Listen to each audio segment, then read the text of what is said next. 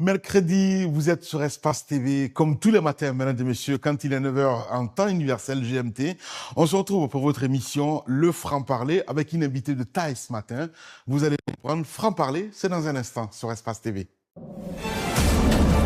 Le Franc-Parler, le rendez-vous de l'actualité. Sans langue de bois, sur Espace. Une personnalité de premier plan pour s'exprimer sans filtre sur l'actualité ou sur un moment fort de sa carrière. 52 minutes de vérité, de débat et de confidences exclusives. Le franc-parler, la parole est libre, la vérité s'invite sur le plateau. Lamine Guirassi. Merci de nous rejoindre sur Espace. Bienvenue si c'est maintenant que vous nous rejoignez. Mesdames et messieurs, bonjour à vous tous qui nous regardez à travers le monde et sur l'ensemble de nos canaux évidemment. Bienvenue dans votre émission quotidienne, Le Franc-Parler. Aujourd'hui, nous recevons sur notre plateau une invitée exceptionnelle, Carmen, journaliste, communicante, consultante reconnue dans le domaine du climat pour les affaires et investissements en Afrique subsaharienne. Elle a également occupé évidemment des postes de responsabilité, notamment celui de secrétaire générale et d'administratrice en charge de la francophonie économique à l'Union de la presse francophone France.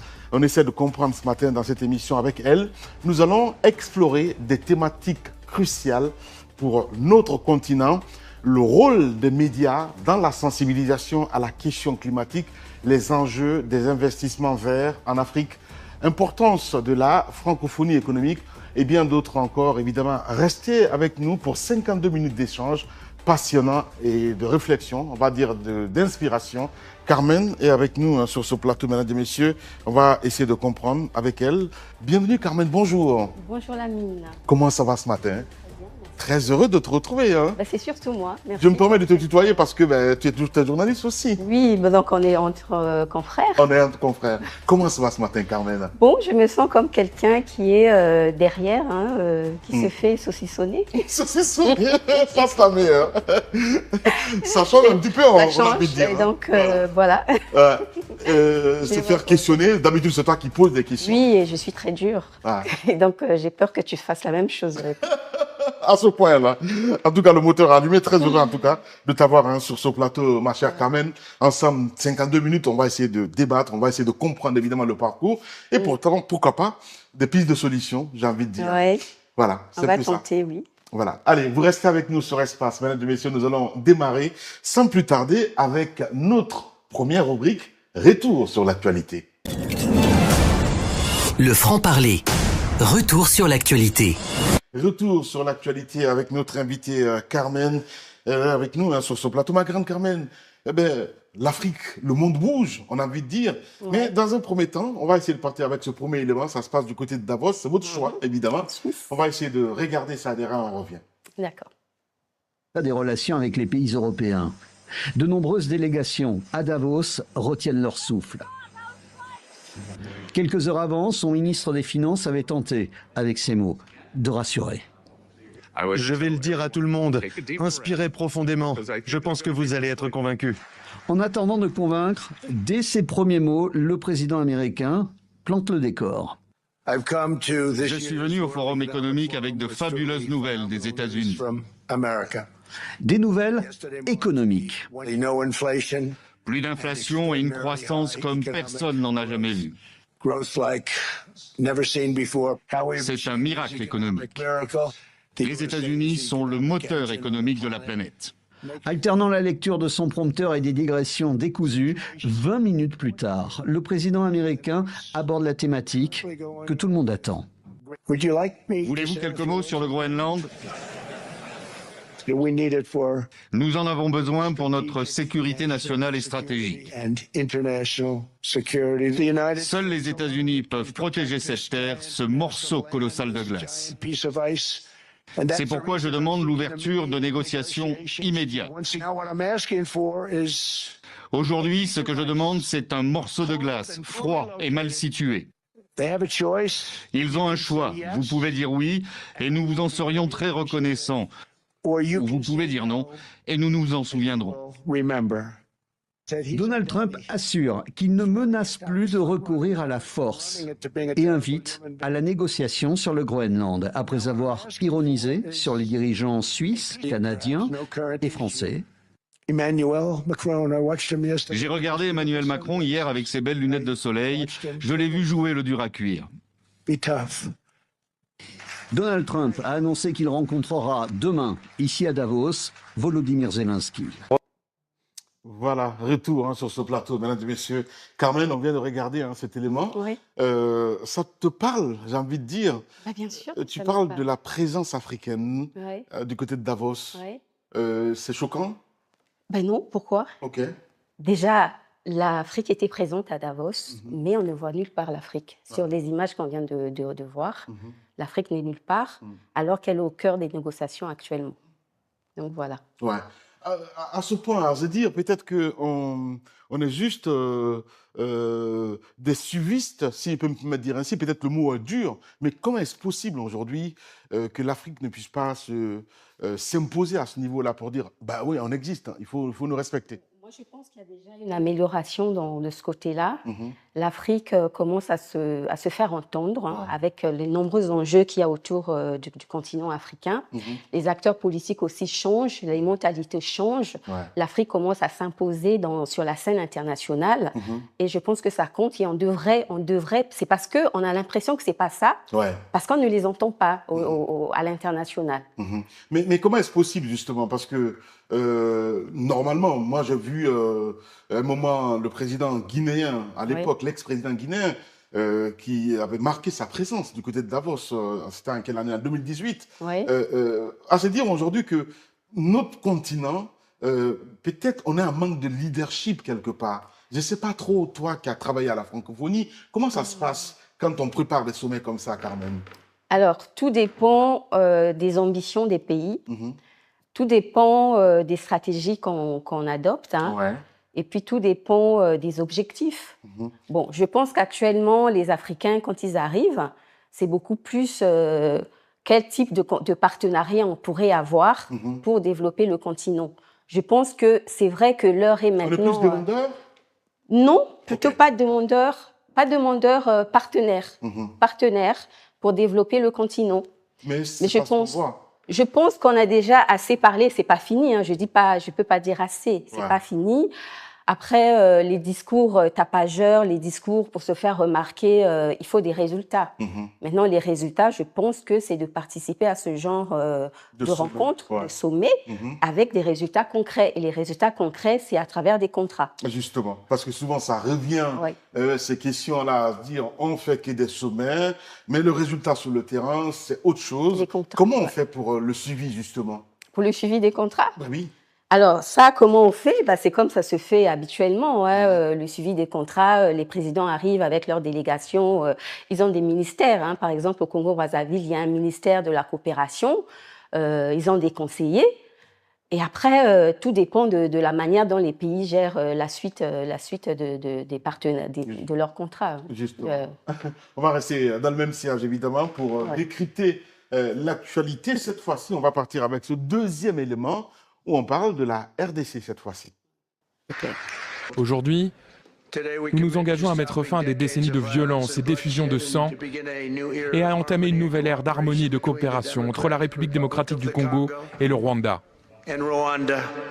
À ses côtés, les présidents Félix Tshisekedi et Paul Kagame. Les deux hommes ne se sont pas serrés la main, mais ils ont ratifié un accord de paix dont le contenu avait été établi en juin dernier, toujours sous la houlette de Washington.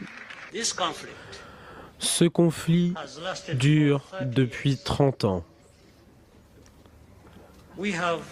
Nous avons assisté à d'innombrables médiations et efforts, mais aucun n'a réussi à résoudre les problèmes sous-jacents.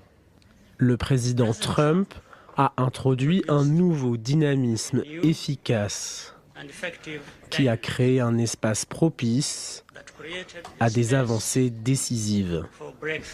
Paul Kagame a salué la médiation pragmatique du président américain. Remerciements appuyés aussi du côté du président de la RDC. Je veux croire que ce jour marque le début d'un chemin nouveau. Un chemin exigeant, certainement difficile, mais un chemin où la paix n'est plus seulement un vœu, mais un cap. Les accords signés jeudi comportent 3 volets. Le premier porte sur la cessation des hostilités, avec notamment l'instauration d'un cessez-le-feu et d'un programme de désarmement. Le second sur un cadre d'intégration économique régionale. Et le dernier sur la conclusion d'accords sur l'exploitation de minerais stratégiques indispensables aux industries de pointe et dont la RDC regorge. Voilà, avec nos confrères évidemment de France 24. On peut dire Donald Trump, roi du monde, quand même. Oui, Oui. malgré tout. Carrément. Ouais. Ouais. Ben, c'est lui qui décide. C'est le monde des brutes en ce moment. Est-ce que c'est un roi ou est-ce que c'est... on peut y mettre un autre nom? Mhm. Je n'en sais rien. Mais, Mais c'est ça t'inspire quoi, cette actualité du côté... Non, moi, ça ne de la m'inspire RDC? pas. C'est une instabilité. Au niveau de la RDC? Oui. Alors, au niveau de la RDC, déjà, Félix Tshisekedi a été reçu par Emmanuel Macron Ouais. vendredi. Ouais. Oui. Et donc, je me dis que ce n'est pas terminé. Alors, avec Donald Trump, pour moi, c'est des besoins stratégiques en minerai. C'est le monde des affaires, c'est un businessman. Il ne s'en cache même pas. Hein. Voilà. Il faut le Et dire. donc, moi, j'aurais préféré que les choses se passent entre Africains, même si on nous critique beaucoup. Mhm. Ce genre de... Et s'il n'y a pas d'aboutissement, Carmen? Bah, il faut bien, et puis c'est un conflit que nous vivons. Moi, quand j'étais adolescente, je connaissais déjà ce conflit. Mhm. Bon, c'est sûr qu'il y a eu des Africains, des présidents qui sont passés pour essayer de régler le problème. Maintenant, on a attendu Donald Trump des années après Mhm. pour essayer de régler ce problème-là. Mais je pense que, comme tu l'avais dit au début, c'est un manque de leadership africain. Ouais. Et quand Donald Trump arrive, c'est le puissant du monde il brandit en fait Des menaces. des enjeux En même économiques. temps, on le sait aussi, hein, voilà. la richesse du côté du Congo. Voilà, c'est ça qui l'intéresse. Et après, qu'est-ce qui va se passer? Donald Trump, on voit comment il est changeant. Est-ce que c'est vraiment quelque chose qui va tenir dans la durée? Mhm. Est-ce qu'il y a vraiment, comment je peux dire, on aura des résultats concrets? Parce que lorsque la RDC... Est-ce qu'on peut dire qu'il y a un petit peu de sincérité dans peut-être les accords? Tu l'as dit tout à l'heure, Oui. la France qui s'invite comme par magie, parce que tout simplement, eh bien, on voit un petit peu les États-Unis partout. Que peut-on s'attendre dans les mois, dans les jours à venir? L'espoir est permis quand même ou pas du tout? Pardon? L'espoir est permis en ce qui concerne la résolution de cette crise du côté... L'espoir est toujours permis. Ouais. L'espoir est toujours permis. Parce que s'il n'y a pas de stabilité en RDC, c'est toute la région qui restera instable. Ouais. Et que dire de Rwanda, justement? Alors, le Rwanda, je ne sais pas quoi dire du Rwanda. Bon, c'est un peuple intelligent. Mhm. Le Rwanda, c'est un pays qui se développe beaucoup, c'est un pays qui a des ambitions. Mais la manière dont les choses, à ce que je sais, les choses se sont passées au niveau de la RDC, je ne trouve pas ça diplomatiquement convenable. Alors, il y a des traités et, comment je peux dire, Donald Trump, il le dit de manière honnête, je peux vous aider, mais en contrepartie, je veux des minerais. Je pense que le Rwanda pourrait peut-être faire la même chose. Ouais. Voilà, vous êtes sur Espace tous les matins, mesdames et messieurs. Nous, on vous retrouve évidemment avec votre émission Le Franc-Parler. Vous pouvez continuer à réagir évidemment via nos canaux sur X, le hashtag LFP. Avec plaisir, nous allons prendre en compte vos messages. Sinon, ça se passe également aussi sur Facebook. Vous êtes sur TikTok, toute l'équipe est là. On vous retrouve évidemment. Et puis, on essaie de débattre avec vous, avec notre invité exceptionnel ce matin, une femme de pointe, il faut le dire, Carmen. Avec elle, nous allons continuer l'émission dans un instant. Débat sans filtre. Le franc-parler. Débat sans filtre. Débat sans filtre avec notre invité ce matin, Carmen Févillier. Ah oui, ma chère Carmen, on s'intéresse à ton parcours et ton engagement. C'est très important. Comment tout ça a démarré? D'où vient peut-être cette envie de dire il y a un manque quelque part? Dis-moi, comment ça s'est passé tout le début? On a envie de comprendre. Alors, au tout début, il n'y avait rien. Sinon que j'ai été conduite par les parents, comme tout le monde, conduite par les parents à faire le droit. Donc j'ai été à l'école, j'ai fait des études de droit et j'ai commencé à travailler au cabinet chez EY à Brazzaville. Et donc, c'est là où j'ai eu toute ma base business. J'ai eu toute ma base business, la pratique business. J'ai vu comment le droit des affaires africain a été commencé à se mettre en œuvre. Je commençais à recevoir, j'étais consultante, je commençais à recevoir les patrons venus de toutes parts pour qui venaient investir au Congo, Brazzaville, en République du Congo. Et j'ai été un peu plus loin dans le code des investissements. Et donc, c'est une matière qui m'avait vraiment intéressée. Ouais. Et donc, après, avec les circonstances de la vie et tout, je me suis retrouvée chercher un emploi. Et le hasard a fait que je me suis retrouvée, je ne sais pas si je peux le dire, au quotidien Les Dépêches de Brazzaville. Et c'est là où je suis devenue journaliste. J'ai reçu une formation. Je leur ai dit que j'étais juriste, que je n'avais rien à leur apporter. Ils m'ont dit au contraire, nous, on a besoin de quelqu'un qui connaît le terrain congolais.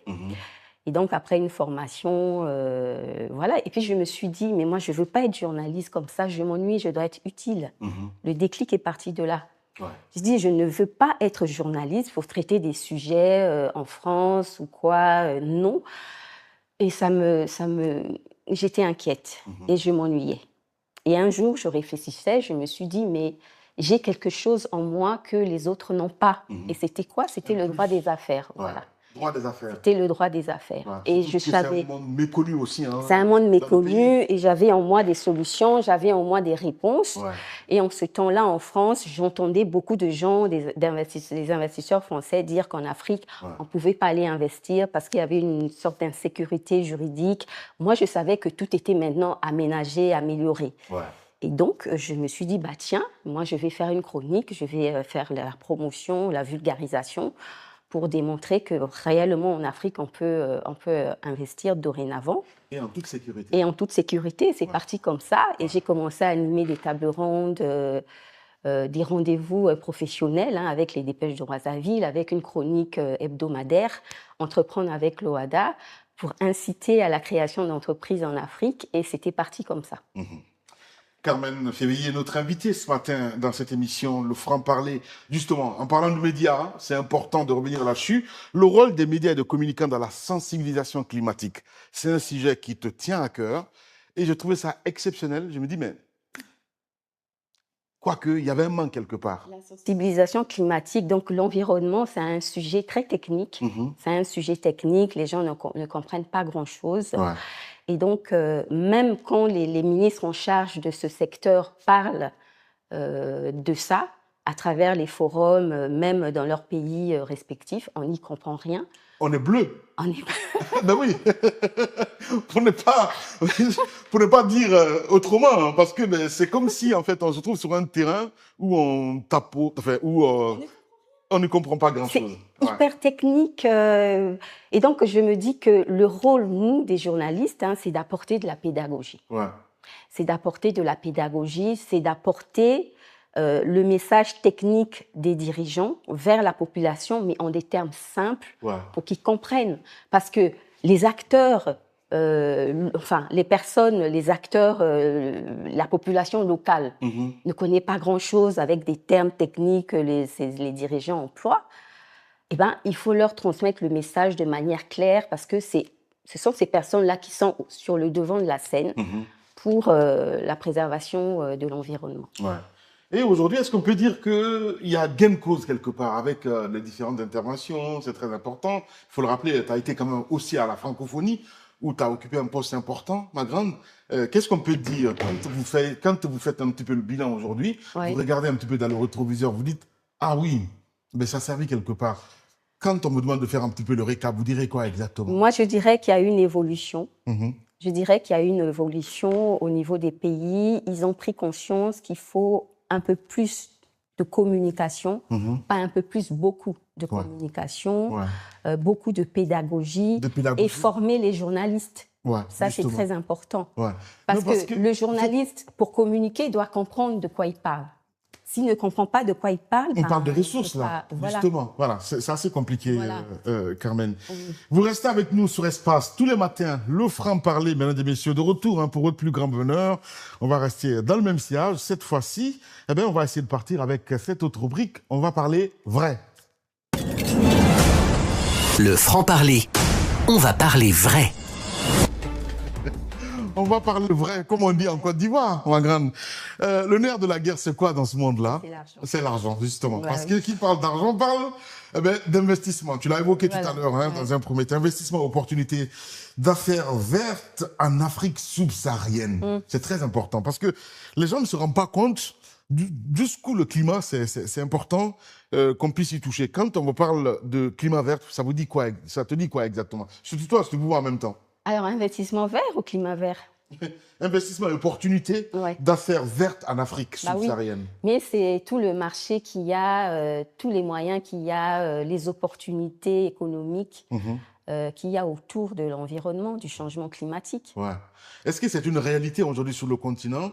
J'ai un ami qui s'est spécialisé dans ce domaine-là du côté du Canada. Je l'ai rencontré d'ailleurs récemment, Saliou.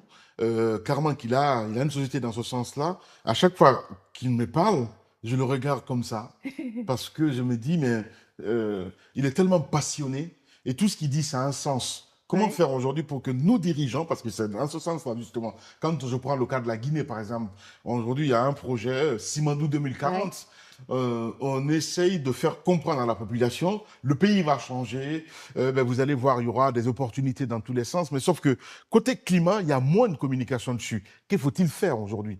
Je sais qu'on est très regardé du côté de Guinée. S'il y a un message aujourd'hui à faire passer au président Doumbouya, qui est un fan de cette émission, ou carrément Diba Dakité, qu'auriez-vous à leur dire si demain on demande à Carmen d'intervenir dans ce sens-là pour prodiguer des conseils? Dans un premier temps, évidemment, ça serait un truc, je veux dire, un conseil gratuit, comme on dit, pas cher. Qu'auriez-vous dit par rapport à ce projet Simandou 2040 en Guinée-Conakry? Alors, pour ce projet Simandou 2040 en Guinée-Conakry, c'est de la pédagogie. C'est que de la pédagogie, en fait. Ouais. Quand on explique aux gens ce qu'est réellement Simandou, quand on explique aux gens toutes les opportunités qu'il y a autour, comment on peut gagner de l'argent, comment les jeunes peuvent en profiter, comment les femmes peuvent en profiter, parce qu'il ne faut pas seulement regarder les investisseurs étrangers. Il faut maintenant qu'on pense à nous, qu'on pense aux populations locales, on pense aux petites aux PME, petites et moyennes entreprises, même aux très petites moyennes entreprises, très petites, on dit TTP, très petites entreprises. Et donc, moi, je pense que tout vient de là. Ouais. Souvent, les dirigeants africains, bon, quand je parle des dirigeants africains, évidemment, je m'adresse aussi à la Guinée, on pense investissement étranger. On pense investissement étranger, il n'y a qu'à voir comment le code des investissements est bâti. C'est des avantages qu'on accorde beaucoup plus aux investissements étrangers. C'est fait de telle sorte que c'est l'investisseur étranger qui est concerné, mais nous, les populations locales, nous qui avons besoin de produire, nous qui avons besoin de faire de telle sorte qu'il y ait un peu plus d'industrialisation, la transformation des chaînes de valeur, si on n'est pas informé, si on ne nous accorde pas la pédagogie, si on ne nous apporte pas les choses, je veux dire, on ne nous explique pas, eh ben, on ne pourra pas... la clarté, la transparence. La transparence, c'est très important. Et puis le financement, évidemment. Justement, le défi et solution donc, pour l'adaptation au changement climatique. Au changement climatique. En Afrique, oui, c'est très important. Parlons un petit peu de la francophonie, Carmen, si tu le veux bien. La francophonie économique, enjeux et perspectives. Ouais. Tu as fait un tour, qu'est-ce qu'on peut dire aujourd'hui? Alors, la francophonie économique, c'est quoi? Pour moi, la francophonie économique, c'est faire les affaires en français. Faire des affaires en utilisant la langue française. Non seulement en utilisant la langue française, mais faire des affaires entre francophones, hommes d'affaires francophones. On sait qu'en Afrique, il y a un plus grand nombre de locuteurs francophones, notamment en RDC. Et au niveau de l'Afrique francophone, il y a une grande zone qui va se mettre en place. Marché, mais tout l'appelait. Aujourd'hui, est-ce que cette francophonie ne titille pas un petit peu? Je vois un petit peu, je voyage beaucoup. C'est assez compliqué. La francophonie. La francophonie. Ça, c'est sur le plan politique. Comment? Sur le plan politique et diplomatique. OK. Mais sur le plan des affaires, c'est très facilité parce qu'avec la langue anglaise qui prédomine, mais faire du français un instrument de construction, de développement, de richesse, moi, je pense que c'est très bien. C'est une réalité. C'est une réalité. Oui. Vous restez avec nous sur Espace. On parle de leadership féminin dans les secteurs du climat et des affaires. Oui. Si j'évoque ce sujet-là parce que c'est super important pour moi. Oui. Hier, ma fille m'a donné une leçon incroyable. J'avais très mal à la tête. Elle m'a dit, il faut aérer un petit peu la chambre, tu vas voir, ça va faire du bien. Elle a que 7 ans. Ça m'a fait un truc. Depuis ce matin, je pensais à ça. Je me dis, mais que faut-il faire aujourd'hui pour le leadership féminin dans le secteur du climat et des affaires? Que faut-il faire aujourd'hui? Dans le secteur du climat des affaires, que faut-il faire? Oui, que faut-il faire? Moi, je pense que la femme est déjà une leader née. Elle a déjà elle a déjà du leadership en elle. Ouais. C'est une question d'encadrement. C'est une question de le lui redire. C'est une question d'éducation et de volonté aussi. Ouais. Bon. Alors, la femme, elle a ça en elle. Ouais. Parce que, pourquoi? Parce que quelque part. C'est déjà c'est un instinct parce qu'elle porte la vie. Quand elle porte la vie, le fait de porter une vie, de gérer une maison, de gérer toute une famille, c'est déjà aller, comment dire, s'occuper de la vie économique de son foyer. Ça, c'est déjà, c'est pas rien, ça. Ouais. As-tu rencontré des obstacles particuliers liés à ton genre dans ton parcours à travers... Bien sûr. Ouais. Raconte-nous. Bien sûr, j'ai eu beaucoup d'obstacles, hein. Beaucoup d'obstacles. Et quand on n'a pas ce leadership-là, on tombe. Et ce leadership, c'est quoi? C'est la volonté d'avancer aussi. La volonté de réussir, la volonté de montrer ce qu'on veut montrer. Ne jamais baisser les bras. Ne jamais baisser les bras. Ouais. Alors moi, j'ai connu beaucoup d'obstacles, pas seulement en tant que professionnelle, mais dans mon parcours scolaire, universitaire jusqu'à présent. J'en ai beaucoup connu. Ouais. Voilà. En tant qu'ancienne administrative en charge de la francophonie économique, comment tu vois le rôle de la francophonie dans le développement économique de la transition écologique aujourd'hui, Carmen? Alors, dans la transition, le rôle de la francophonie, c'est comme je viens de le dire. Bien sûr. Ok. Il existe des synergies dans les pays francophones, au niveau de la francophonie. Des synergies spécifiques en ce qui concerne la francophonie? Oui. Ok. Sur l'écologie, la transition écologique. Justement, donc l'Afrique peut tirer profit, par exemple? Bien sûr. Ouais. L'Afrique peut tirer profit à condition qu'elle ait du financement. Ça, on répond un peu à l'injustice climatique que l'Afrique est en train de subir. Alors, je vois souvent nos dirigeants aller dans des forums, des rencontres à l'ONU, réclamer ce financement-là pour faire justice à l'Afrique. Parce que l'Afrique, pour se développer, a besoin justement de se financer pour protéger le grand bassin forestier là, qui abrite le plus grand puits de carbone, qui permet à la planète de respirer, pour permettre aux populations de profiter de ces activités, comme on avait dit tout à l'heure, les activités économiques, l'activité verte, économique verte. Et donc, ça, c'est très important. Et ça se fait aussi au niveau de la francophonie. Justement. Oui. Qui dit ça, dit quelque part qu'il y a des barrières. Carmen, quelles sont les principales barrières auxquelles font face les investisseurs dans le domaine du climat aujourd'hui en Afrique? C'est les financements. Les financements. Et comment faire pour le trouver? Parce que toi, ton rôle aussi, c'est d'aller creucher quelque part pour trouver les financements. Alors, moi, c'est les financements. Bon, c'est pour ne pas faire de la publicité des pays, mais on parle vrai. On regarde les réalités, on voit ce que certains pays font. Au niveau du Congo, c'était porté par le président congolais Denis Sassou Nguesso, il y a le Fonds bleu. Le Fonds bleu c'est lui, la première personne à parler de ça. Et donc, plusieurs pays viennent se greffer. Justement, c'est pour avoir ces financements-là, pour que tout le monde en profite. Donc, il faut le leader devant, en fait. Je parle parce que quand tu prends le cas de Congo, ça veut dire que c'est le président qui se met en avant. Or, il y a un ministère normalement chargé de ça. Bon, c'est lui qui porte le message. C'est lui qui porte le message et ensuite, ce sont les ministères qui suivent. Ouais, c'est ça. Il a porté le message sur le Fonds bleu, il a porté le message sur la décennie du reboisement qui a été adoptée par l'ONU, la décennie du boisement et du reboisement justement de la planète, des pays.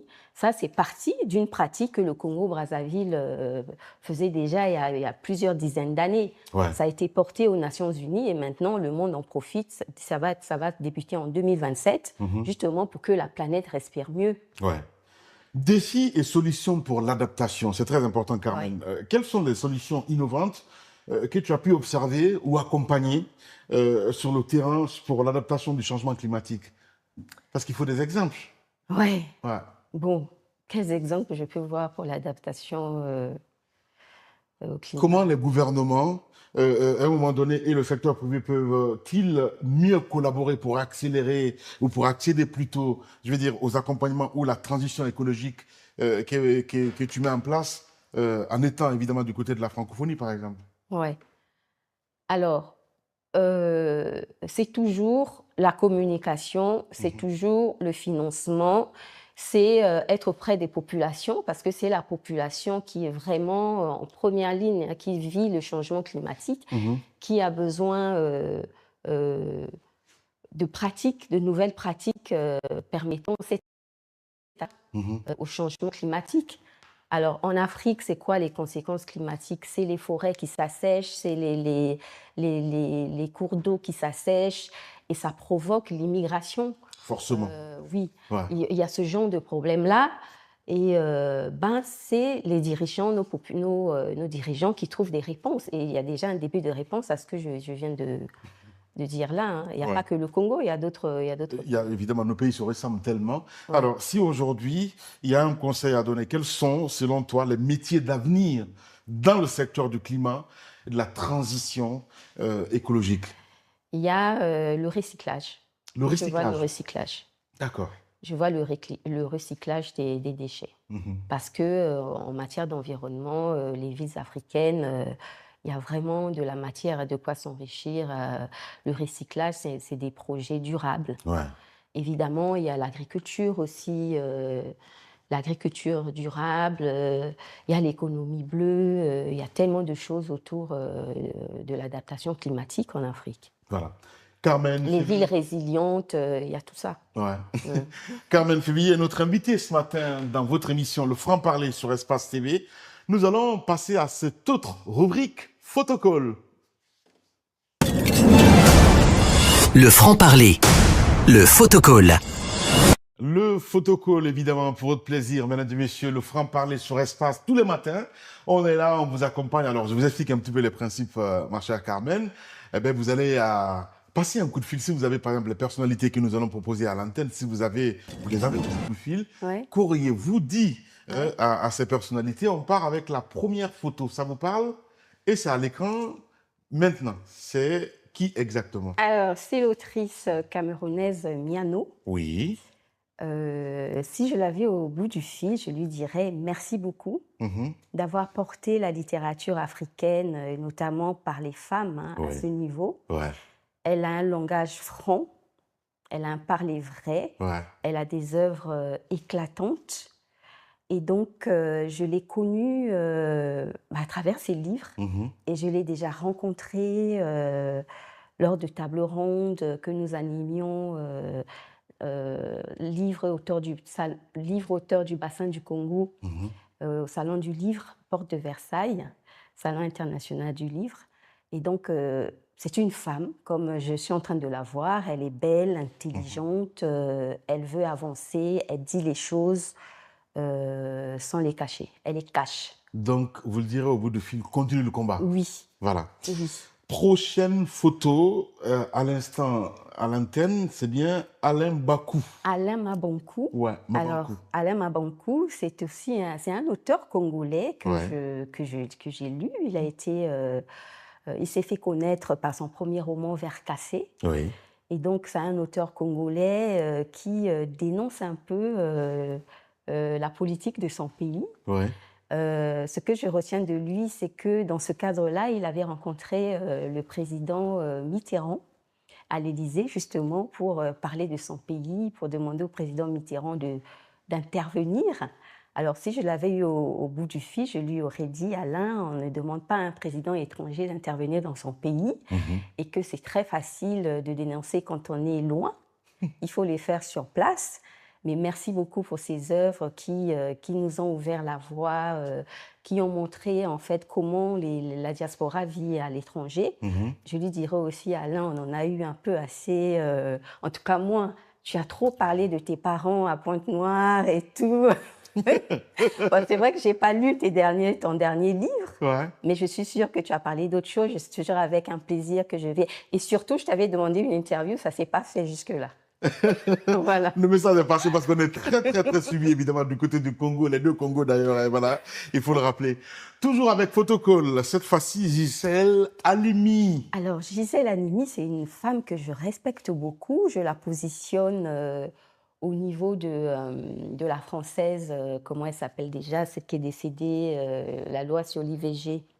Simone Veil. Simone Veil, je peux la positionner peut-être pas au même niveau parce que elle, en fait, elle s'est battue, c'est une avocate qui s'est battue pour que le viol soit considéré militante féministe, il faut le rappeler. Pour que le viol soit considéré comme un crime. Et ça s'est passé, bon, je n'ai plus le nom de la victime, mais ça s'est passé au tribunal de Bobigny. Et donc, il y a eu même des discussions pour qu'elle adhère au Panthéon, je pense, si je ne me trompe pas. Et donc, il fut un 18, comment on l'appelle, la journée de la femme, là, le 8 mars. Le 8 mars, oui. Voilà, elle avait été vraiment mise à l'honneur, je ne sais plus c'était quelle année, où Emmanuel Macron avait vraiment parlé d'elle. Et j'avais assisté à cette rencontre. Et donc, si je l'avais au bout du fil, elle est décédée. Donc, je fais un message que je transmets à sa famille. Merci, parce que beaucoup de femmes, soyez fiers, parce que beaucoup de femmes continuent à subir des viols, des violences dans les foyers, partout, au travail. Tout à l'heure, j'ai parlé de mes épreuves. Elle est entrée au Panthéon en 2020. Elle est entrée au Panthéon, voilà. Elle est entrée au Panthéon en 2020, super. Et donc, voilà. C'était un combat vraiment essentiel. Essentiel, c'est bien dire, voilà, pour ne pas dire noble. On reste toujours avec cette dernière photo. On parle avec Rachel. Alors, Rachel Pungulu-Wamba. Rachel Pungulu-Wamba, c'est une femme que j'ai rencontrée l'année dernière. Elle est la nouvelle directrice générale de l'ANAPI. L'ANAPI, qui est l'Agence nationale pour l'investissement, pour la promotion des investissements en RDC. Alors, c'est une femme, voilà, rien qu'en la voyant, on sent qu'elle est sereine, il y a de la résilience. C'est une femme intelligente qui a du parcours. Et donc, elle mène avec une sérénité, une douceur cette agence qui avance. Et donc, je l'ai rencontrée à Paris lorsqu'elle est venue présenter la NAPI au niveau de Bercy. Comment on appelle ce forum à Bercy? Ambition Africa. Elle était là, Ambition Africa, et ensuite, ils ont organisé des forums d'affaires pour aller investir en RDC. Et donc, si je l'avais au bout du fil, je lui dirais, Madame Rachel Pungulu-Wamba, merci pour votre présence, pour le travail, pour le sérieux, pour montrer toutes les opportunités qu'il y a autour de la RDC. Et c'est fait par une femme, et vraiment, je lui dis merci. C'est un exemple. Justement, un exemple à suivre. Prochaine photo, si la régie. Le président Denis Sassou Nguesso. Alors, le président Denis Sassou Nguesso, voilà, c'est un homme qui intervient là qui apparaît parmi les femmes. Alors, ce que je peux dire du président Denis Sassou Nguesso, j'ai deux volets quand même de choses à lui dire. Le volet diplomatique, je lui dis vraiment merci parce qu'il porte quand même, il influence la voie, les décisions au niveau de l'Afrique. Tout à l'heure, j'ai parlé de lui, j'ai parlé du Fonds bleu, j'ai parlé de la décennie de reboisement, c'est lui. Il y a autre chose. Et puis, et surtout, la médiation africaine. Depuis longtemps, quand on parle de l'apartheid, c'est Denis Sassou Nguesso qui est intervenu. Quand on voit la Libye, on voit la Centrafrique. Sur le plan diplomatique, Denis Sassou Nguesso, chapeau. Mais sur le plan national, Monsieur le Président, il y a, je peux dire, bon, c'est toujours les mêmes personnes qu'on voit, c'est toujours les mêmes personnes qu'on reconduit. Brazzaville se construit, oui, ça se construit, mais la population locale est-elle refaçonnée, est-elle reconstruite, est-ce que les conditions essentielles de vie des populations locales sont convenables actuellement? C'est vrai qu'il faut construire, c'est vrai qu'il faut construire le pays. Là, récemment, j'ai entendu que le chemin de fer Congo-Océan va se refaire avec, je pense, les Chinois. Oui, Monsieur le Président, mais les populations locales, la formation, la santé, L'emploi. Eh ben, pour l'instant, les gens se plaignent. Les arriérés de salaire. Monsieur le Président, il y a les élections présidentielles qui approchent. Nous savons qu'au Congo, vous prônez la paix. C'est vrai, c'est très important parce qu'on vous fait confiance pour ça. Alors, nous, on voudrait que la situation dans le pool soit assainie. Dans 5 ans, je suis sûre que vous serez réélu. Ça, c'est vraiment c'est un fait, il sera réélu. Mais 5 ans après, qu'est-ce qui va se passer? 5 ans après, et nous ne voulons pas de dynastie. Alors, comment la classe politique se prépare pour faire suite à Denis Sassou Nguesso? Voilà ce que je lui dirais. Et je serais fière de travailler avec lui aussi, parce que c'est un président que je respecte. Hein. Rien n'est parfait sur Terre. C'est un président que je respecte aussi.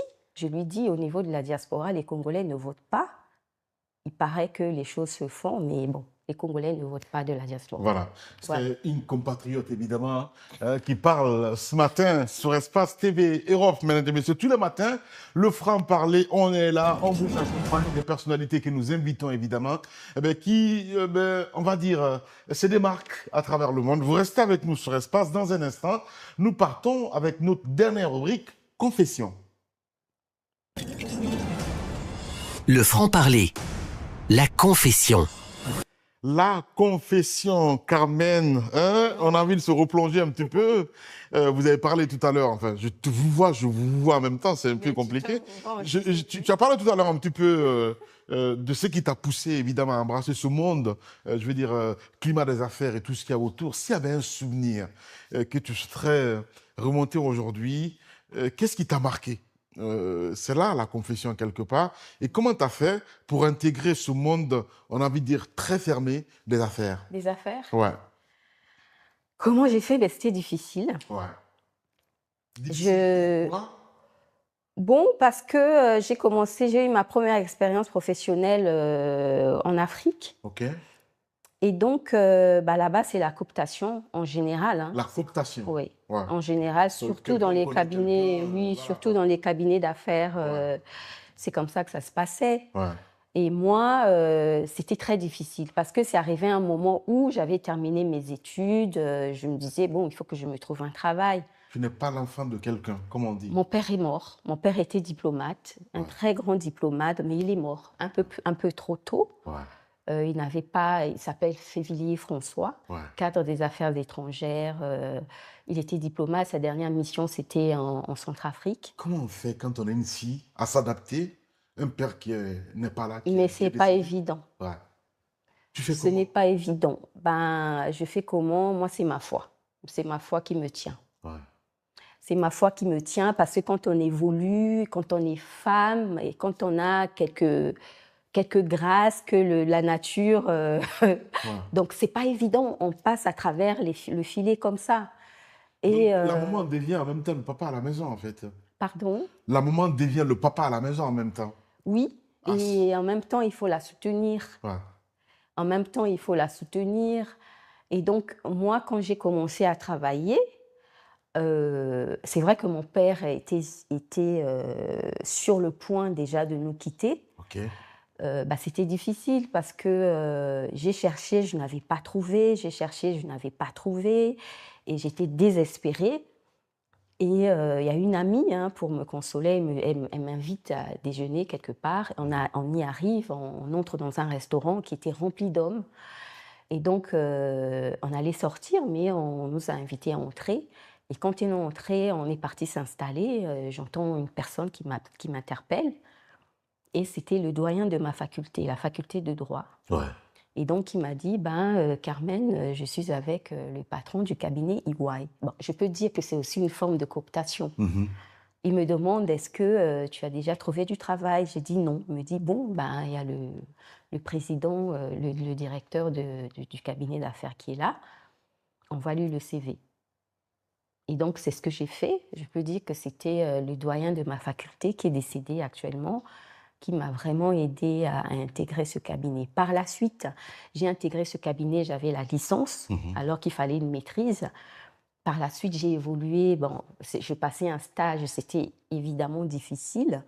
Et je me disais qu'on n'allait pas me garder, à force Je me disais qu'on n'allait pas me garder parce que je n'avais pas le diplôme requis. Ouais. Mais un bon matin, une surprise, le directeur arrive, me dit Carmen, tu n'as pas le diplôme requis pour poursuivre avec nous, mais Je te garde. je t'offre une formation pour passer ta maîtrise. Ouais. Voilà. Une forme de dire je te garde. Parce Oui, que oui, oui. tu as été là, exemplaire, j'ai envie de dire. Et comment ça se passe, ces moments-là? Tu te dis, papa s'est réincarné quelque part? Non, parce que c'est vrai que papa était déjà décédé. Oui, je parle de réincarnation. De Parce réincarnation. qu'avoir un président comme ça qui vous dit, je t'offre la formation... Non, pour moi, c'était oui, si papa avait été là, il serait content. Ouais. Ouais. C'est comme si c'était lui en face. C'est pour ça que je parle de réincarnation. Oui, oui. Oui, il y a Une ça figure aussi. parentale. Oui, mais c'est vrai que je n'y ai jamais pensé. Ouais. Mais bon, Ouais. je pense que ça a pu se faire comme ça parce que je suis une fille orpheline, je me débat toute seule et puis pouf, Ouais. une circonstance comme ça, une porte qui s'ouvre alors qu'on n'a rien fait. Ouais. Et surtout que ça, c'est universel. Hein. Quand on est une femme, souvent les dirigeants d'entreprise, ils font du chantage, hein, du harcèlement. C'est d'ailleurs comme T'en as ça été que... victime ou pas du tout, Carmen? Bien sûr. Raconte-nous. J'en ai été victime tout le long de mon parcours. Ouais. Comment ça se passe, ces moments-là? Vous sentez venir ou pas du tout? Vous vous dites non, mais c'est stop. c'est une crainte, parce que quand on a beaucoup vécu ce genre d'épreuves et quand on avance, on se dit, bon, il y a une opportunité qui vient et quand on a en face de nous un homme, on se dit, ah, j'espère qu'il ne va pas tenter, sinon je risque de perdre. Puisqu'on le sait soi-même Même qu'on va si dire on non. veut garder son boulot. Ah ben, Il y pas a du d'autres qui cèdent quand même. Ah ben non, moi, il n'en est pas question. Ouais. Le travail, ce n'est pas ma dignité. Hein. Ma dignité n'a pas de prix. Bon, les autres, elles font ce qu'elles veulent. Hein. C'est leur liberté. Non, justement, mais c'est toi qui m'intéresse, moi. Comment toi, tu fais pour dire stop? Non. Ben, moi, je l'ai fait. OK. Moi, je l'ai fait, comme on parle cash, hein, je l'ai fait dans le temps quand je travaillais chez EY. C'est comme ça que je suis partie de EY, parce que j'avais un directeur, je ne vais pas dire son nom, qui m'a fait la cour. Je lui ai dit non. Il m'a dit, je te licencie. Sur le champ? Sur le champ. Et je lui ai dit, ce n'est pas le seul endroit où je pourrais travailler. Ouais. Et je suis partie. J'avais une belle carrière qui s'ouvrait à moi. Mon père venait de mourir. Eh bien, j'ai dit non. Et tu es partie? Et oui, je suis partie. Je suis revenue ici en France, mais comme on avait déjà grandi ici avec les parents, je suis revenue. Je n'ai pas cherché à porter plainte parce que on sait comment ça se passe là-bas. Hein. Ouais. Bon, c'est pas que je jette la pierre sur les pays, je ne généralise pas. Mais bon, dans ma situation, ce n'était pas évident. Et j'étais épuisée et j'avais besoin de partir. Et donc, je suis revenue en France, refaire ma vie ici. Et c'est dans ce cadre-là que j'ai été intégrée aux Dépêches de Brazzaville. Ouais. Ouais. Aujourd'hui, quand tu regardes dans le rétroviseur, ta vie défile, tu te dis, ouais, il y a des échecs, il fallait échouer peut-être pour y arriver. Non, moi, je ne... Plutôt pas des échecs, mais pourquoi toutes ces épreuves? OK. Ces épreuves? Oui, pourquoi j'ai dû passer par là? Après, on comprend que c'est pour se façonner aussi. Ouais. Les épreuves permettent de façonner, permettent d'apporter de la maturité, de la résilience. Oui. Ouais. C'est des épreuves. C'est comme quand on est à l'école, tout dépend de là où la vie nous conduit. Là où la vie nous conduit, c'est comme un jeune qui veut passer un diplôme pour exercer tel métier. Eh bien, il y a un parcours particulier. Et les épreuves aussi, c'est pareil. Et moi, j'ai vécu ces épreuves m'ont conduit vers là où je dois m'épanouir. Et donc là, j'ai dû passer une série d'examens. Une série d'examens, et puis j'en suis là, quoi. Voilà. Ouais. Carmen Février, c'est un plaisir de t'avoir sur ce plateau. Moi aussi, moi, je suis vraiment bluffé, quoi, sincèrement, parce que peut-être c'est ta première fois qu'on te fasse sortir un petit peu de cette zone. C'est la première fois. C'est la première fois, mais c'est ça aussi, hein, le franc-parler. Un message pour les jeunes Africains qui hésitent à s'engager dans la lutte contre le changement climatique. Si tu avais un message quel message serait... Mais pourquoi ils hésiteraient à se mettre, à s'engager? Ouais. Les jeunes, ils sont nés dans ce genre, dans ce défi. Bien sûr. Voilà. Mais c'est le défi actuel. C'est comme on va me dire, oui, un jeune ne sait pas manier un téléphone portable, un jeune n'est pas sur les réseaux sociaux. Bah, on vient de naître, les jeunes de maintenant, c'est le téléphone portable, c'est les réseaux sociaux. C'est comme le changement climatique. Nous, on est nés, c'est vrai qu'on n'a pas vécu ça comme ça, mais maintenant, les jeunes, ils doivent s'y engager. Voilà. Voilà. Carmen Sévier, mesdames et messieurs, que vous allez retrouver également aussi sur Espace TV très bientôt avec cette émission. On a envie de dire, on fait une petite promo là-dessus. Tu parleras de quoi exactement, ma grande Carmen? Pardon? Tu parleras de quoi dans ton émission sur Alors, mon émission 3 ans en Afrique, je parlerai business, je parlerai politique, je parlerai aussi... développement. Développement, évidemment. Je mets tout ça dans business et tout.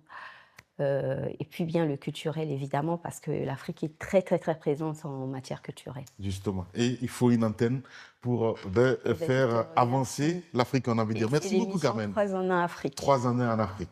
Merci beaucoup, Carmen. Merci beaucoup, Lamine, de l'invitation. Merci à vous tous, mesdames et messieurs. On a terminé ce matin. Un grand merci à toute l'équipe technique. On espère que vous avez pris plaisir, évidemment, avec notre invité de ce matin, qui n'est autre que Carmen Sévier, mesdames et messieurs, que vous allez retrouver d'ailleurs très bientôt sur nos antennes. Ah ben, on va se retrouver demain pour un autre numéro avec le même plaisir, évidemment, de vous servir. Prenez soin de vous. Passez une excellente fin de programme, évidemment, en notre compagnie sur Espace TV Europe. Le franc-parler, le rendez-vous de l'actualité. Sans langue de bois, sur Espace. Une personnalité de premier plan pour s'exprimer sans filtre sur l'actualité ou sur un moment fort de sa carrière. 52 minutes de vérité, de débat et de confidences exclusives. Le franc-parler, la parole est libre, la vérité s'invite sur le plateau. Lamine Guirassi.